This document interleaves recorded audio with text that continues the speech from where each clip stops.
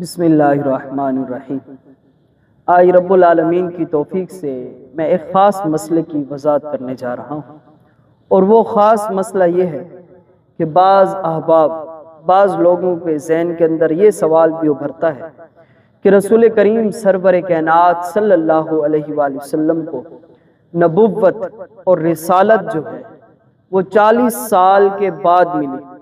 40 سال سے ماقبل آپ کو اس حوالے سے، نبوت کے حوالے سے، رسالت کے حوالے سے کوئی خبر بھی نہیں تھی۔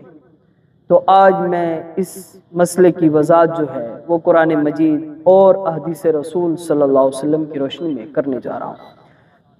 ایک بات کی میں مزید بھی وضاحت کرتا چلوں کہ جب اللہ کے پیارے محبوب صلی اللہ علیہ وآلہ وسلم نے کوہ صفا پر سب سے پہلے جب نبوت کا اعلان فرمایا تو میرے پیارے محبوب صلی اللہ علیہ وآلہ وسلم نے تمام لوگوں کو بلایا، اور بلا کر میرے کریم محبوب صلی اللہ علیہ وسلم نے انہیں پہلے ایک مثال پیش کی۔ فرمایا کہ اے لوگو، اگر میں تمہیں کہوں کہ اس پہاڑ کی دوسری جانب تمہارے دشمن ہیں جو تم پر آ کر ٹوٹ پڑیں گے، تم پر آ کر حملہ آور ہو جائیں گے، تم مانو گے یا نہیں مانو گے؟ اللہ قربان جائیں رسول کریم صلی اللہ علیہ وسلم کی زبان کی صداقت پر۔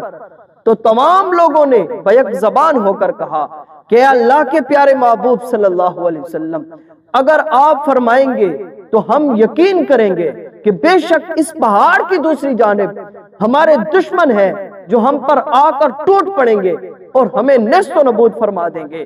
تو میرے کریم محبوب صلی اللہ علیہ وآلہ وسلم نے فرمایا، اے لوگوں یاد رکھو، جس طرح تم اس بات پر یقین کرتے ہو، یہ جو لوگوں کے معاملات میں تم یقین کر رہے ہو، تو میں تمہیں کہتا ہوں میں اللہ کا آخری نبی بن کے اس کائنات کے اندر مبعوث ہوا ہوں، اور میں تمہیں کہتا ہوں کہ یہ تم کئی ہزار اور کئی سو بتوں کی جو تم پوجا کرتے ہو، ان تمام چیزوں کو چھوڑ دو اور اس وحدہ لا شریک ذات کی عبادت کیا کرو۔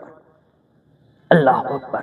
جب میرے کریم محبوب صلی اللہ علیہ وآلہ وسلم نے رب کی توحید پر دلیل پیش کی تو اس کے مقابلے تو کفار نے کہا کہ اس بات پہ آپ کے پاس کون سی دلیل ہے کہ اللہ تبارک و تعالی جل جلالہ وحدہ لا شریک ہے؟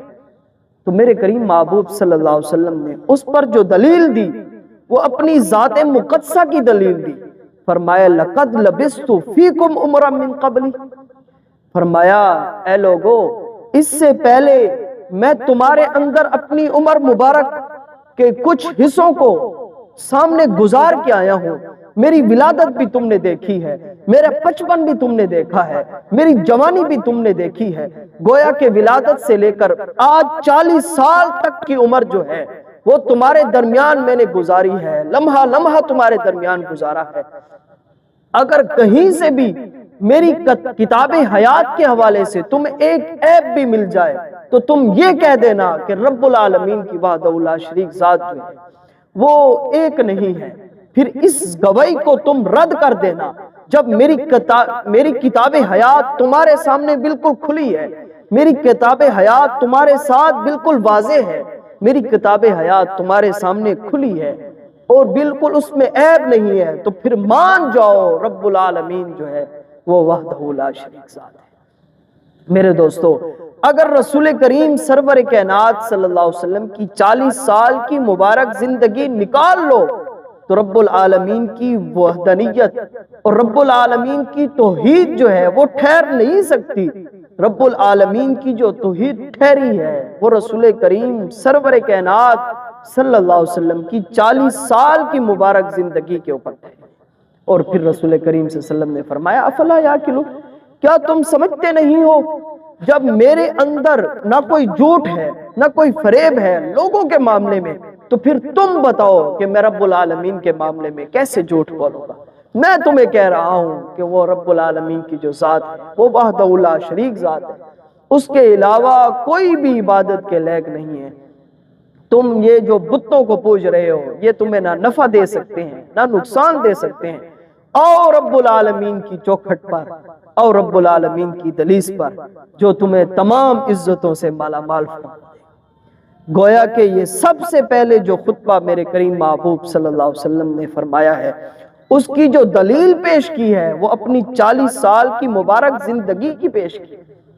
فرمایا کہ اگر یہ زندگی تمہارے سامنے ہے، اس کے اندر اگر کوئی تمہیں عیب نظر آ جائے تو پھر یہ جو دعوت میں دے رہا ہوں رب العالمین کی، اس کو تم رد کر دینا۔ تم انہیں کوئی عیب نظر نہ آیا۔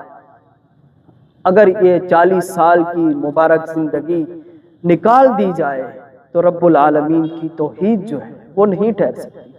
تو اس حوالے سے آپ کو خبر ہونی چاہیے کہ اللہ تبارک و تعالی جل جلالہ نے اپنے پیارے محبوب صلی اللہ علیہ وآلہ وسلم کو سب سے پہلے نبوت اور ختم نبوت کا تاج پہنایا تھا، اور رسول کریم صلی اللہ علیہ وسلم کی یہ 40 سال کے مبارک لمحے اتنے قابل فخر ہیں کہ رب کریم نے ان مبارک لمحوں کی اپنی لا ریب کتاب کے اندر قسمیں کھائی۔ اللہ تعالیٰ سے دعا ہے کہ اللہ تعالیٰ رسول پاک صلی اللہ علیہ وسلم کی اس پیاری عمر کے صدقے ہماری زندگی کو خوبصورت بنا دے، ہماری زندگی میں سے تمام عیبوں کو دور فرما دے، اور اپنے پیارے محبوب صلی اللہ علیہ وسلم کی سچی غلامی عطا فرما دے، اور ہمارے تمام مشکلات آسان فرما دے۔ آمین۔ وآخر دعوایا الحمدللہ۔